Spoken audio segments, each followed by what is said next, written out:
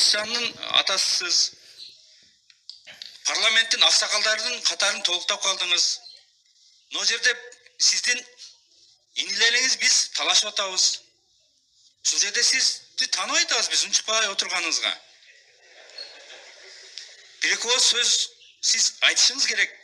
Балдар мындай емес, да туры талашып атасыңар, бирок жолу мынандай деген сөздү біз сізден күтіп атабыз. Біз сізді бұл ертеге кече мандат алып келгениңизде бары кубанбаса дагы кубангандардын бири менмин. Чындап. Мен сіздің үнүңүздү мына жерде уккум келип атат. Рахмат. Микрофонду кошуп берип койсоңор, өмүрөк ишкеришик. Урматтуу депутаттар, урматтуу төрага, мен бүгүн сүйлөбөйүн дедим элем, суроо түз эфирден берилди, жооп бербей койсом болбойт. Мен кыргыз саясатчыларын коён жатагына чейин билем.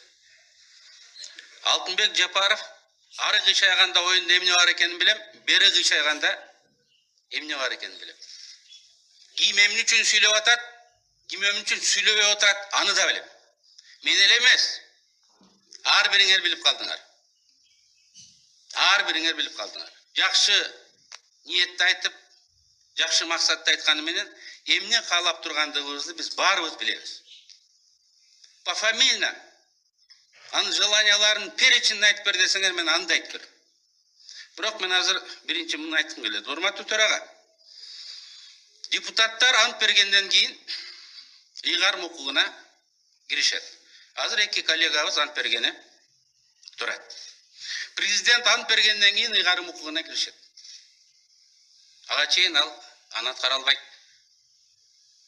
Соттор ант бергенден кийин сот болуп эсептелинет.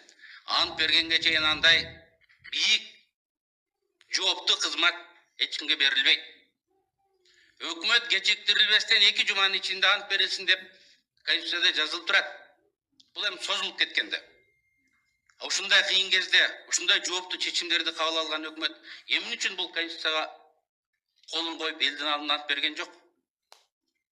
Мен биз так ошондон башташыбыз керек деп эсептейм. Так ошондон. Ант бул биздин президенттер айтмакчы. Ыйык нерсе. Ант өзүнө эле эмес.